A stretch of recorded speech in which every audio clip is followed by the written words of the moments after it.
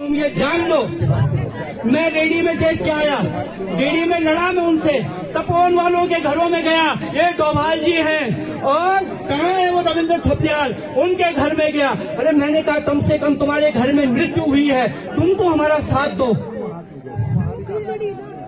आज तपोवन के लोग आए हैं, हमारे घरों में की दरार आ गई। सेलंग वाले यहाँ खड़े हैं कि हमारे घरों में दरार आ गई। अरे सेलंग वालों, तुम्हारे घर घर में आया था मैं, तुम्हारी रामलीला में मैं आया था। तपोवन वालों, तुम्हारे घर घर में आया था।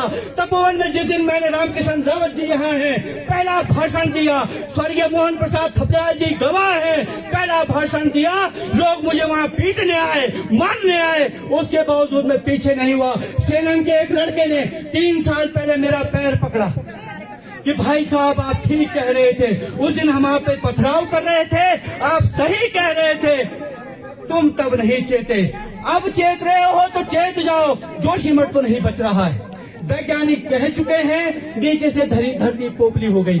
मैं बार बार वो उदाहरण दे रहा हूँ, तुम्हारा जो पानी पिछले 12 साल से गिर रहा था, गुब्बारे से पानी निकल रहा था, जमीन निचोड़ रही थी, नीचे जा रही है। मैं कोई तुम्हें डरा नहीं रहा हूँ, मैं सच्चाई बता रहा हूँ, और ये सच्चाई है। छोटा सा भूकंप, छोटी सी आपदा जोशीमठ को खत्म कर देगी। इसलिए अब बचाने का समय है। अपना जो जीवन है उसका भविष्य क्या होगा, मेरे बाल बच्चों का क्या होगा, हमको मकान के बदले मकान मिलेगा कि नहीं मिलेगा, हमको घर के बदले घर मिलेगा कि नहीं मिलेगा, हमारी जो जमीन जा रही है उसके बदले जमीन मिलेगी कि नहीं मिलेगी। अब राजनीति का वक्त नहीं है, अब अतुल क्षति का मामला नहीं है कि बड़ा नेता, कोई नगर पालिका का चुनाव होने वाला नहीं है भाई, समझ लो इस बात को। अभी भी तैयारी मत करो, ये तैयारी मत करो, यहाँ गला मत फाड़ो इस बात के लिए।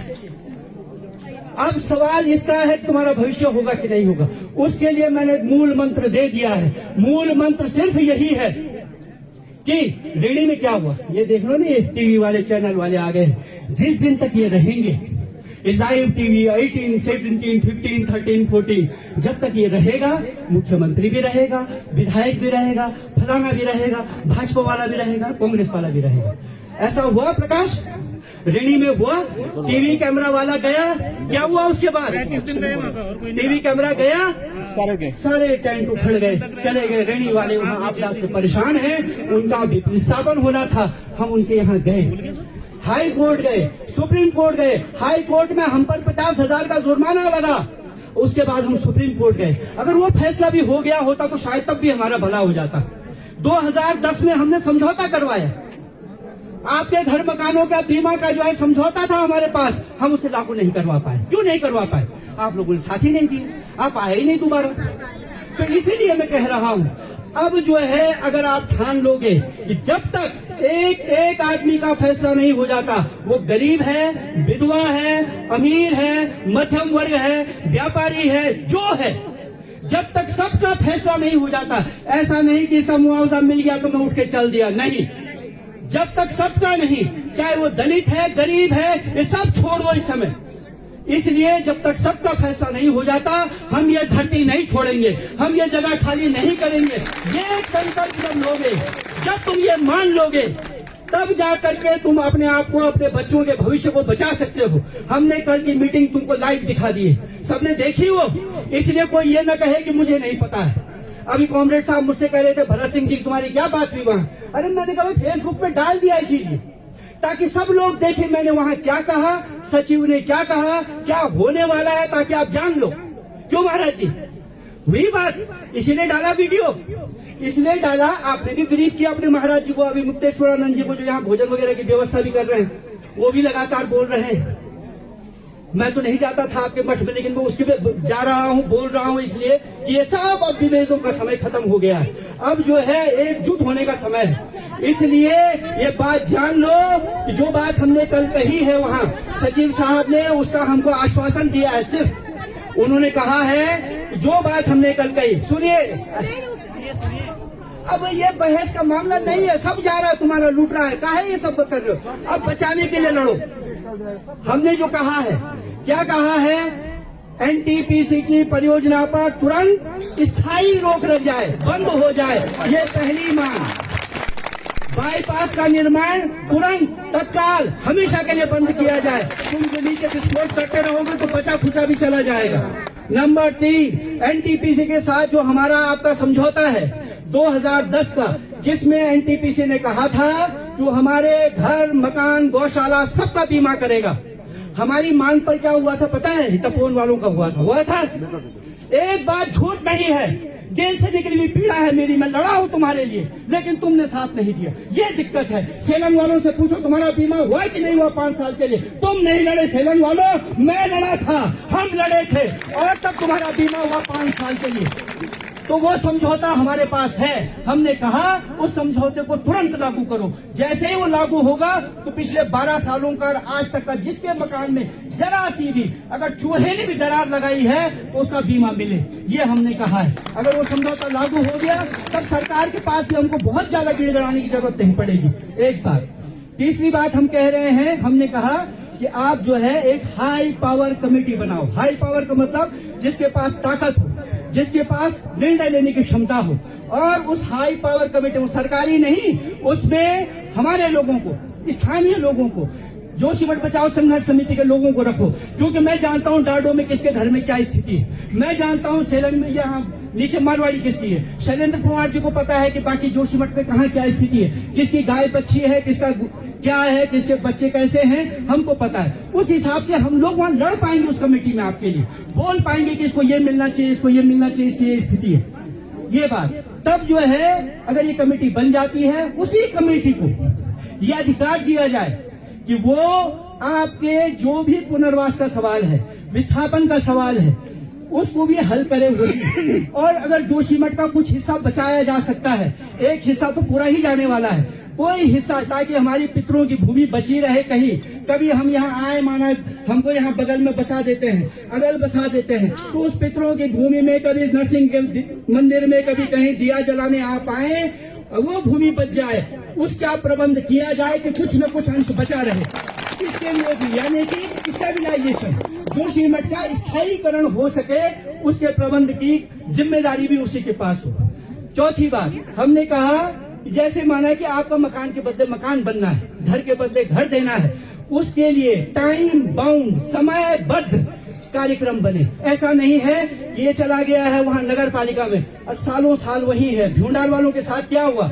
उस दिन भी मैंने कहा था अगर भूंडार वाला कोई यहाँ है तो उसको याद होगा 2013 में आपदा आई, तुम लोगों ने टेंट लगाया वहाँ फल संरक्षण में, लोगों ने तुम्हारा विरोध किया।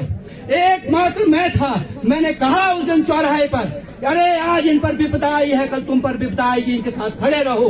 तुम जो है इस बात के लिए मत लड़ो, ये बाहर वाला है, भीतर वाला है, ये मत करो। कल भी ये बात चल रही थी कि नगर पालिका में उर्गम वालों को क्यों बसा दिया। मैंने कहा गलत बात है। अरे मेरा किसी का मायका है उर्गम, अरे किसी का ससुराल है उर्गम, ये क्या बात है? इस समय में एकजुट, जब खुशी होती है, खुशी का मौका है, मेरे घर में शादी ब्याह, तब लड़का आदमी दारू पी के कहता है कि मेरी शादी में तूने घपला किया, तू भी कर। नहीं, दुख के मामले में एक होना पड़ता है, एकजुट। तब दुख जो है बांटा जाता है, तब दुख जो है घटता है। जब हम दुख के समय में एकजुट होते हैं, जाते हैं पछताओ लेके, क्यों जाते चाय पत्ती चीनी लेकर के तुम?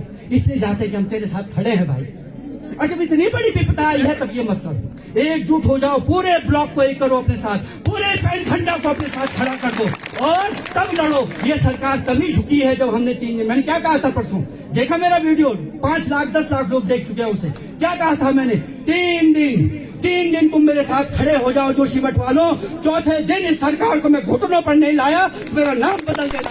और ले आए हैं हम, आप ले आए हैं और हम ले आएंगे घुटनों पर, लेकिन आपका साथ चाहिए। आप वो साथ दीजिए और जो हम कह रहे हैं वो सब होके रहेगा, होना है उसने, लेकिन केवल एकजुट, एकता अपनी बनाओ। ये आपस में द्वंद्व मत करो, ये अलग अलग झंडा मत खड़ा करो। मैं कह रहा हूँ जो लोग कर रहे हैं उनको भी चेतावनी दे रहा हूँ, चाहे किसी संघ का आदमी हो। परसों में तुमने जो है गड़बड़ किया वहां, जहां हमने कहा था एक जगह चक्का जाम लगाओ तो एक जगह लगाओ, तो ठाकुर साहब को आपने क्या कर दिया?